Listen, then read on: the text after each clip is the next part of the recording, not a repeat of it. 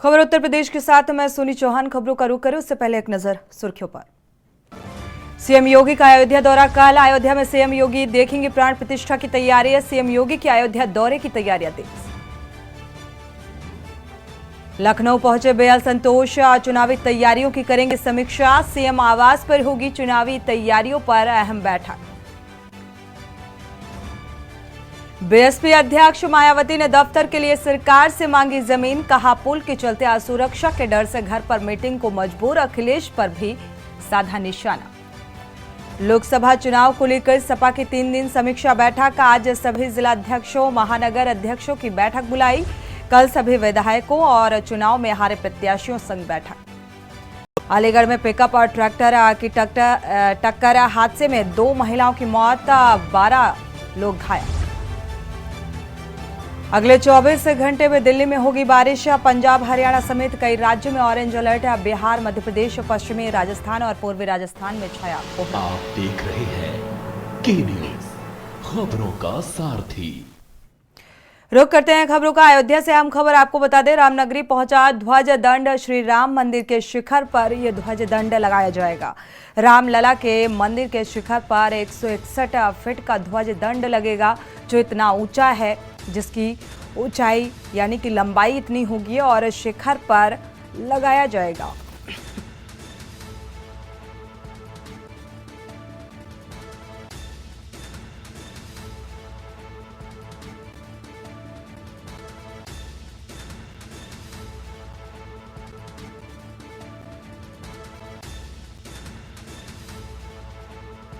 अहमदाबाद से अयोध्या पहुंचा है श्री राम ध्वज स्तंभ।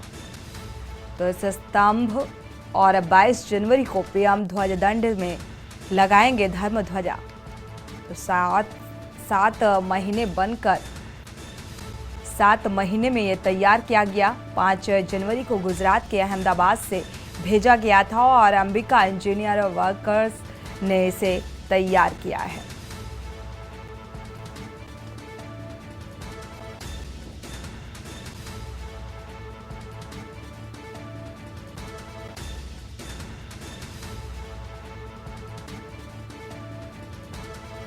तो अंबिका वर्कर्स द्वारा तैयार किया गया यह ध्वज दंड श्री राम मंदिर के शिखर पर इसे लगाया जाएगा।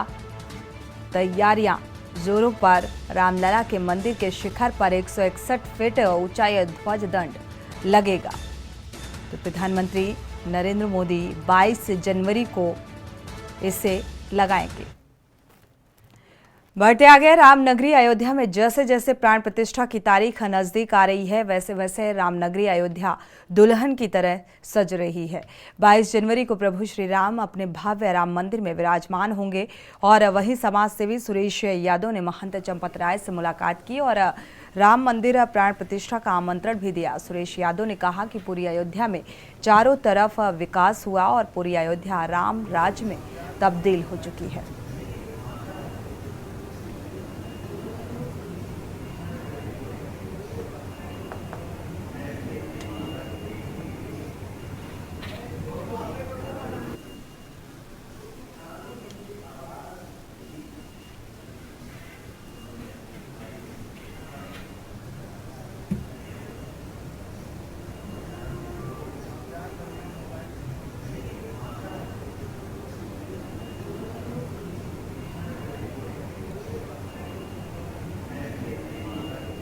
महंत चंपत राय से मुलाकात रामराज में।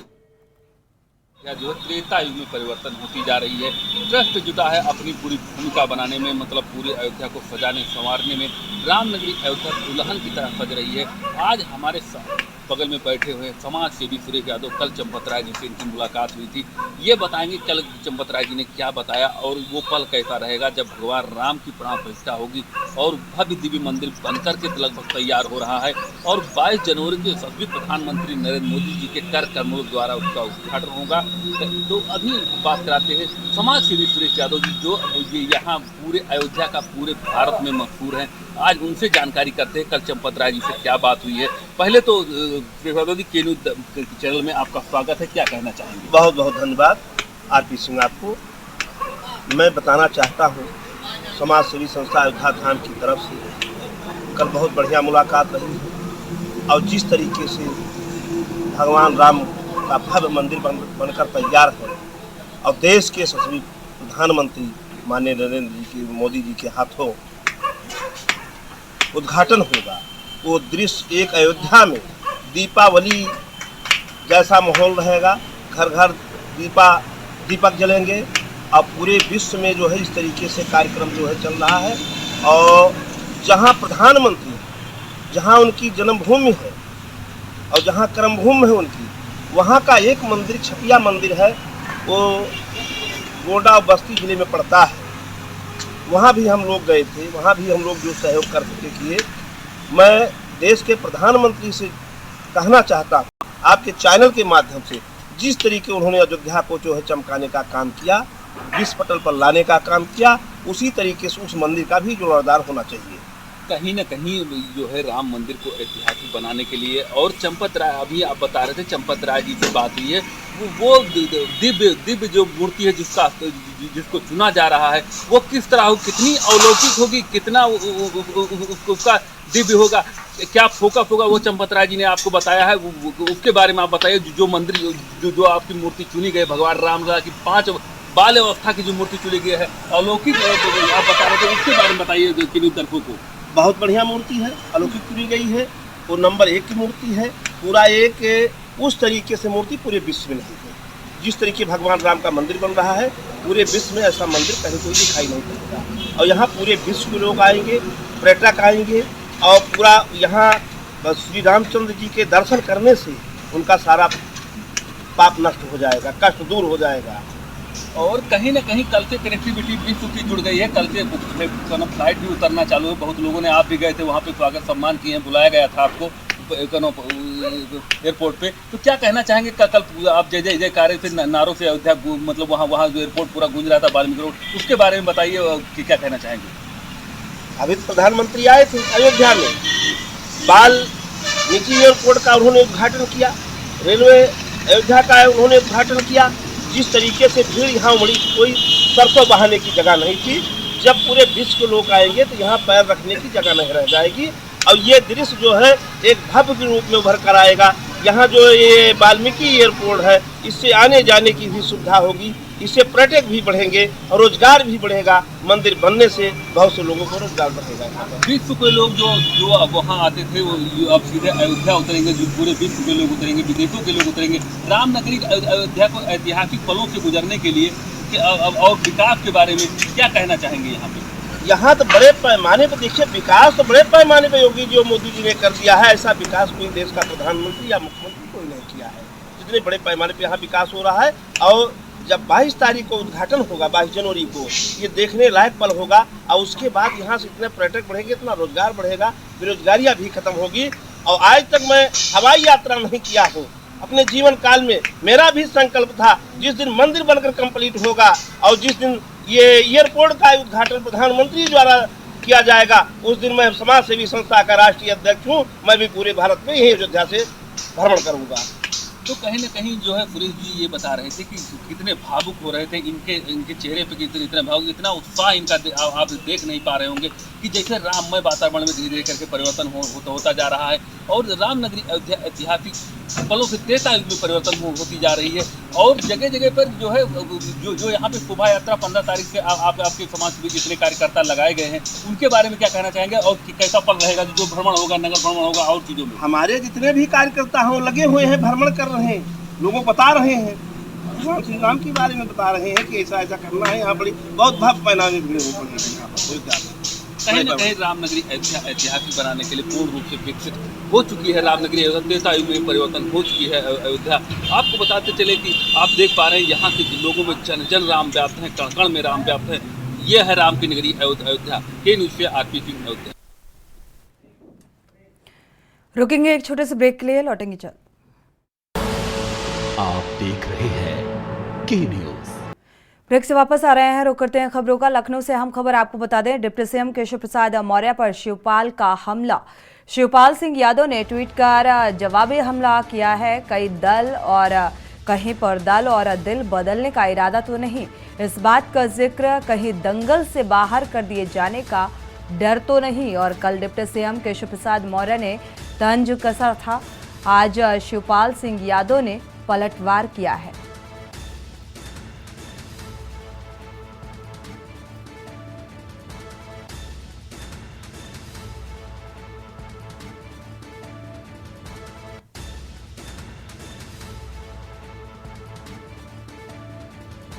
तो आप ये ट्वीट देख पा रहे हैं शिवपाल सिंह यादव का।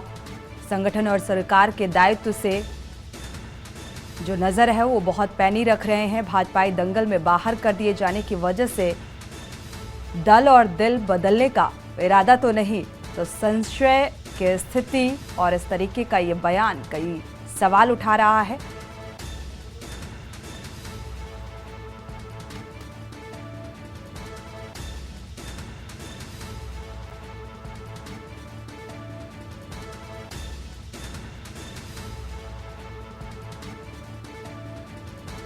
तो कहीं दंगल से बाहर कर दिए जाने का डर तो नहीं, शिवपाल ने ये बयान दिया है। कल डिप्टी सीएम केशव प्रसाद मौर्य के बयान को लेकर ये पलटवार।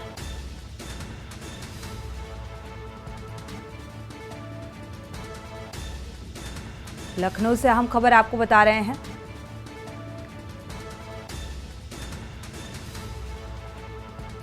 तो शिवपाल सिंह यादव पर हमलावर थे।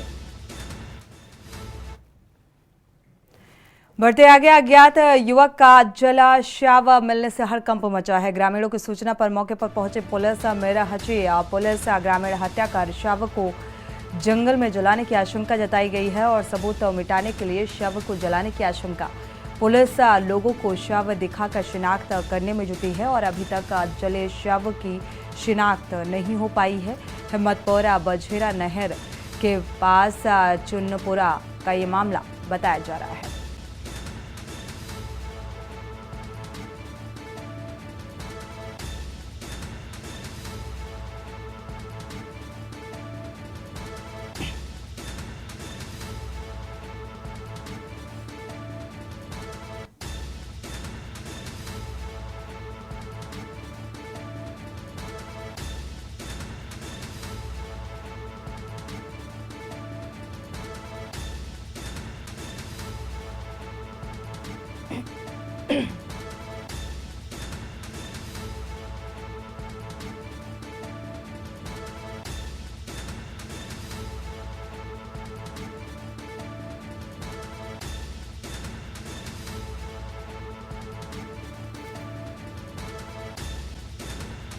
योगेश यादव संवाददाता इसी खबर पर जुड़े हुए हैं। योगेश, क्या जानकारी, क्या शिनाख्त हो पाई है अब तक? चलिए, संपर्क टूट गया है, दोबारा से संपर्क करने की कोशिश करेंगे। आपको बता दें, लगातार शिनाख्त की कोशिश की जा रही है और शव को जंगलों में आज जला फेंका गया। एटा की ये घटना सामने आ रही है। अज्ञात युवक का जला शव बरामद किया पुलिस ने। ग्रामीणों की सूचना पर मौके पर पहुंची मेरहची पुलिस और इस पूरे मामले की जांच पड़ताल में जुटी हुई है।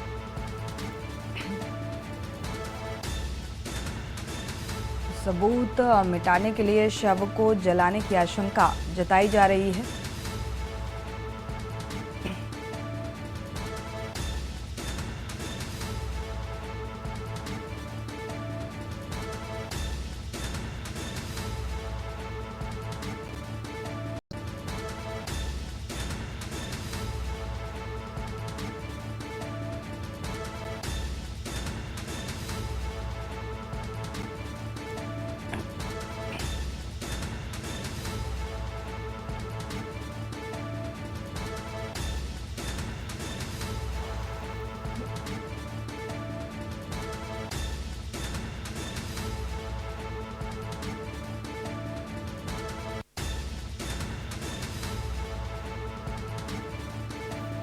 तो एटा की ये घटना सामने आ रही है जहां पर सबूत मिटाने के लिए शव को जलाने की आशंका जताई गई। पुलिस लोगों को शव दिखाकर शिनाख्त में जुटी हुई है और इस पूरे मामले की तफ्तीश जारी है। तो अभी तक अधजले शव की शिनाख्त नहीं हो पाई है।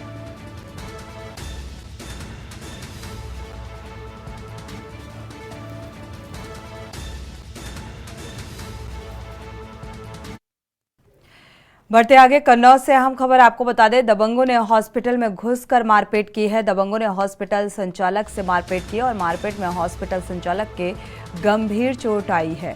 संचालक का आरोप है कि दबंग लगातार रंगदारी की मांग कर रहे थे और पीड़ित ने पुलिस पर तहरीर पुलिस से इस बात की तहरीर दी और बदलवाने का आरोप, पुलिस पर कार्रवाई न करने का भी आरोप लगाया गया। मारपीट का सीसीटीवी फुटेज सामने आया है। तेरवा कस्बे के एक निजी हॉस्पिटल का ये मामला बताया जा रहा है।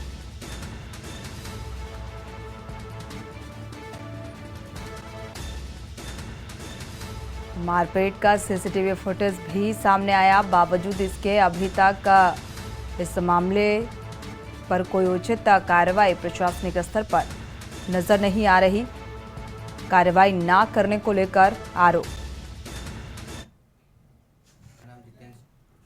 क्या मामला हो गया था आपके साथ में? कल मैं अपने मेडिकल स्टोर में लेटा हुआ था। 3-4 लोग आए, जिसमें केशव चौबे थे, रोहित यादव थे और केशव राजपूत थे। आके मुझको एकदम मारने लगे और उसके बाद हमने उनसे वजह पूछी क्या कि मुझे 15,000 रुपये दो हफ्ता वसूली के लिए। जब मैंने मना कर दिया तो उन्होंने हमें जान से मारने की धमकी दी और मेरे चेहरे पे काफ़ी चोटें आई हुई हैं। ये अच्छा, पुलिस से शिकायत की आपने? पुलिस से मैंने शिकायत की। मैंने 6 तारीख को शाम को 7 बजे एप्लीकेशन एक दिया। उन्होंने कहा मैं मुकदमा लिख रहा हूँ, लेकिन उन्होंने कोई मुकदमा नहीं लिखा। फिर मैं सुबह जाके हमने कहा सर मेरा मुकदमा लिख गया मेरा, तो उन्होंने कहा। खबरों में वापस लौटेंगे, सीधे रुख करते हैं विकसित भारत संकल्प यात्रा का, जहां पर प्रधानमंत्री नरेंद्र मोदी क्या कुछ कह रहे हैं, सुनाते हैं। ये बढ़ईगिरी है और लोहारगिरी है, राजगीर है, ये सारे लोगों को उसमें फायदा मिलता है। टूल किट औजार वगैरह सब दिए जाते हैं। देखिए, उसमें सबसे बड़ी बात जो है वो आधुनिक टूल और आधुनिक ट्रेनिंग, जी, क्योंकि नई डिजाइन बने, नई वैरायटी बने और बदलती हुई दुनिया इन चीजों को स्वीकार करे, जी, इसके लिए हम बल दे रहे हैं। और आप जैसे लोग जितने सामर्थ्यवान होंगे, सशक्त होंगे, उतना लाभ ज्यादा होने वाला है। ये पीएम विश्वकर्मा योजना, सदियों से जो लोग इस काम में माहिर है, जिनके दिल दिमाग में आंख बंद होगी तो भी काम कर देते हैं, अगर उनको थोड़ा आधुनिक चीजें मिल जाएं तो हम दुनिया में छा सकते हैं। इसलिए पीएम विश्वकर्मा है। तो आप अपने समाज के लोगों को जरूर बताइए। जी, मैं सर संक्षिप्त में अपना परिचय भी देना चाहता हूं आपके सामने। हाँ, बताइए। मेरे 2 बेटियां 2 बेटे हैं और 4 भाइयों में मैं सबसे छोटा हूं। जीवन यापन तो मेरा बहुत गरीबी में बीता है। 80 में मैंने ग्रामीण बैंक की नौकरी ज्वाइन किया और 86 में मेरा आर्ट एंड क्राफ्ट की वजह से क्राफ्ट काउंसिल ऑफ इंडिया की तरफ से एशिया रीजनल वर्कशॉप ढाका में मेरा चयन हुआ जाने का, और मैं वहां जा कर के अपने इस कला का सजीव प्रदर्शन किया और वहां की मैम, प्रधानमंत्री और उच्चायुक्तों द्वारा मुझे सम्मानित किया गया। 88 में मैं बैंक से रिजाइन दे दिया और 90 में मैं एक संस्था का पंजीकरण कराया, जो 1860 एक्ट चिट फंड सोसाइटी के अंतर्गत लक्ष्मी टेराकोटा मूर्ति कला केंद्र की स्थापना है। और उसके थ्रू मैं ग्राम विकास अभिकरण गोरखपुर से 4 बार महीने भर की ट्रेनिंग टेराकोटा में बच्चों को दिया, जिसमें 40 बच्चों को मैंने प्रशिक्षित किया। उसके बाद 1993 में मैं गणेश भगवान की रथ पर, अपने द्वारा बनाई गई गणेश भगवान की रथ की प्रतिमा पर प्रादेशिक पुरस्कार प्राप्त किया। फिर मैं 93, 94, 95 में मैंने ऐसा गैप हो गया 2000 में मैं इस समूह का गठन किया जिसकी मैं आपके सामने वर्णन किया हूँ।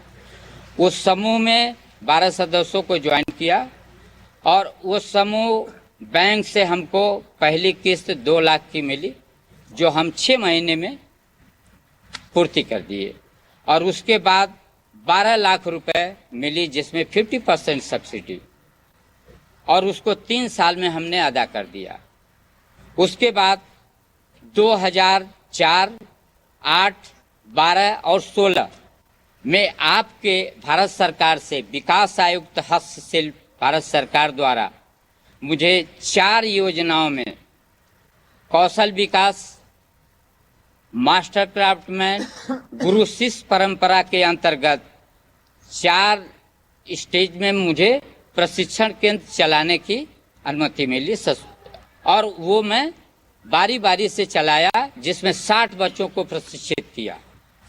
उसके बाद मैं अपने दोनों बच्चों को ग्रेजुएशन कराने के बाद देहरादून में बड़े बच्चे को, संजय कुमार को, तुलास इंटरनेशनल स्कूल देहरादून में क्ले मॉडलिंग में टीचर पद पर करवाया, और दूसरे छोटे अजय कुमार को Dehradun Shri Ram centennial school clay modelling teacher पद पर मैंने करवाया।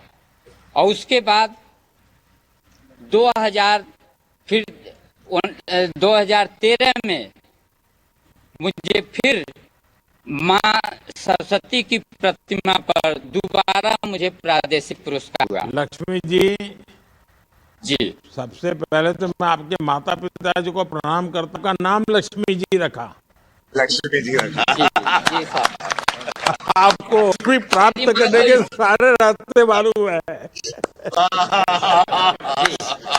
चलिए, आपसे बात करके बहुत अच्छा लगा। हमारी वोकल फॉर लोकल पर काफी जोर दे रही है। पता ही है कि ओडीओपी, 1 डिस्ट्रिक्ट 1 प्रोडक्ट की योजना पूरे देश में यूपी की प्रेरणा से चल रही है। ये भी संतोष की बात है कि आपके जैसे लोग वोकल फॉर लोकल के विचार को आगे बढ़ा रहे हैं। जन भागीदारी के बिना योजनाओं का सफल होना बहुत है। अब जैसे विकसित भारत संकल्प यात्रा को ही ले लीजिए, इसमें भी नागरिकों की जागरूकता की जरूरत है। आप सभी को यह सुनिश्चित करना है कि हर योजना का लाभ हर उस लाभार्थी को मिले जो इसका हकदार है। अब देखते हैं कौन मोदी की गारंटी वाली गाड़ी के पास कहां से जुड़े। और लक्ष्मी जी को नमस्कार, उनकी पूरी टीम को नमस्कार। आइए अब पंजाब के गुरदास में, जहां से गुरविंदर सिंह बाजवा जी जुड़े हुए हैं।